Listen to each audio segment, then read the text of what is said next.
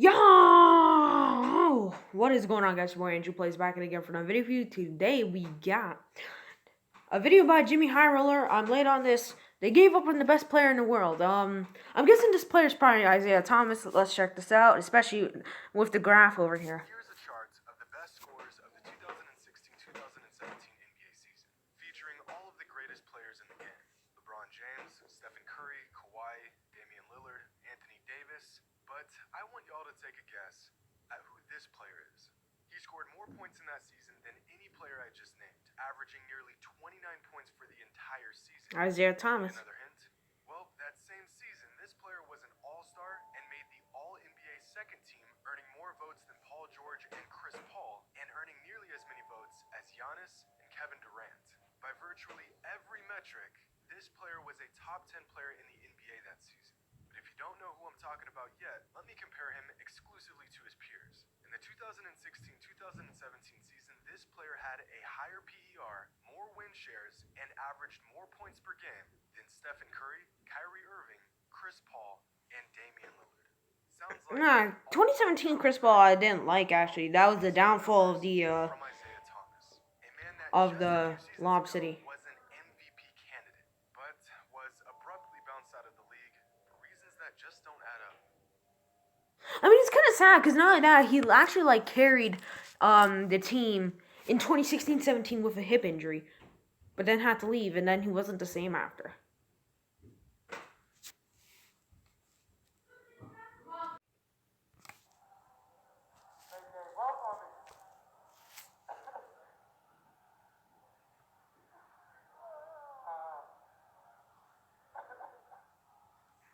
Damn, that's actually sad. Because not only that, IT's been trying to get in the NBA. I mean, he's been with the Pelicans this year, and he actually was playing well in 2020, but then he just got traded for some reason, and then everything went downfall. Then the Clippers, I think they cut him right after. Yeah, so it was just a terrible downfall for IT. 2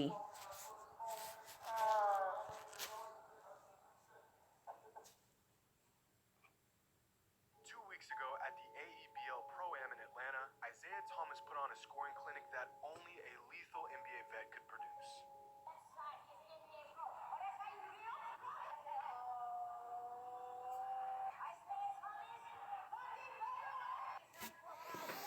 They ain't gonna be showing all 81 points, right? I mean, he's hitting a lot of threes, but that's also not from NBA range, right? And he's on actual NBA players.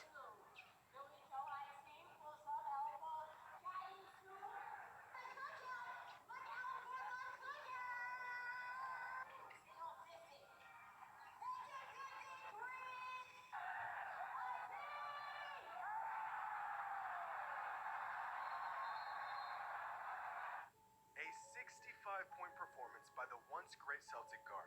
And this Pro-Am is no joke, featuring NBA players like Paul Millsap, Montrezl Harrell, Lou Williams. Oh, they actually had NBA players there. I didn't actually know about that. And score 65 on any level is incredible.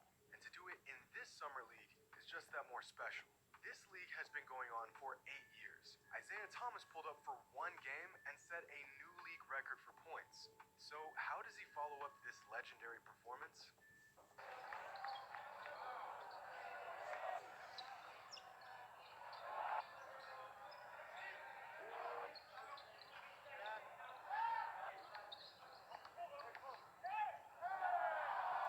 Oh shit! Damn!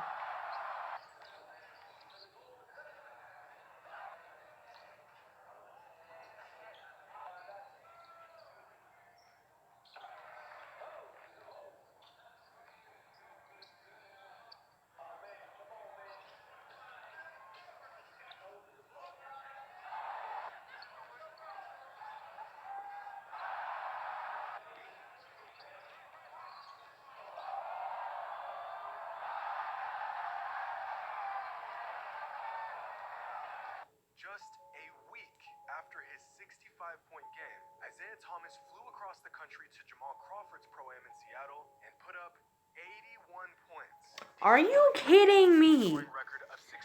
81 points? God damn, that is insane. By NBA guard Langston Galloway. Again, IT did this against pro-level competition.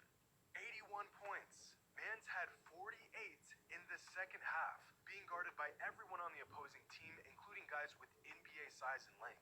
There was literally nothing they could do about it. Even Jamal Crawford, who's been hosting the Summer League for almost 2 decades and has seen it all, is on the sideline like, what am I witnessing? And this pro-am has been one of the most prolific ones in recent history. A few years ago, Zach LaVine pulled up and dropped 50 points. Kevin Porter Jr. scored 40 points in a game a couple years ago. Aaron Gordon came through and put up 36. What was this? Because I know it's actually kind of like not too bad experience for guys to play in pro-ams, especially young players. They get a little bit of a feel on the game. My question to the NBA is, why is this man not in the league? If you can watch this footage and tell me with a straight face that this is not NBA level talent, you're out of your mind. In 2017, Isaiah Thomas averaged 28.9 points per game. Out of every single active NBA player, only 10. Only 10 on a Cliff Bar or eat a Cliff Bar? God damn. The ultimate energy bar, purposely crafted with an optimal blend of protein, fat, and carbs, so you can move the world. Have averaged that many points in a single season, including 6 MVPs and 6 scoring champions.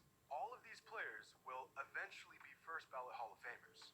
And then there's Isaiah Thomas, who put up these numbers while leading the Celtics to the Eastern Conference Finals. And yet somehow, less than 2 seasons later, he is struggling to even make an NBA roster, bouncing from the Celtics to the Cavaliers to the Lakers to the Nuggets to the Wizards to the Pelicans. 6 teams in 5 seasons. I mean, for a player that not too long ago was doing things that Wizards Isaiah Thomas was actually pretty good, not gonna lie. be a real reason why Isaiah Thomas isn't in the NBA.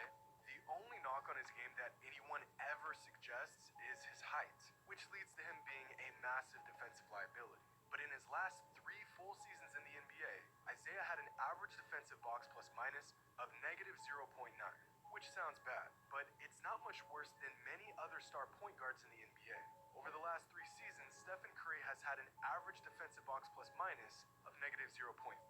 Damian Lillard has had an average DBPM of negative 0.9. De'Aaron Fox has had a DBPM of negative 0.5 over the last 3 seasons. Yeah, but De'Aaron Fox is also young, not gonna lie. Same thing as John Morant. 1.6. And Steph Curry, he's like really, his team is built around him. He's an offensive player, and Damian Lillard too, and Trae Young. It means they get excellent output on the offensive end, especially for guards. But for some reason, this exception is not made for Isaiah Thomas. The misconception that Yeah, but not only that, they've been loyal and they play an offensive role on a team. Isaiah Thomas is probably going to be signed as a bench player. think of another reason why teams continue to pass up on him. There are 450 roster spots in the NBA, and every single player that has one is in the extremely small percentage of basketball players that deserve one. Even the worst NBA player could walk all of us in a game of one-on-one.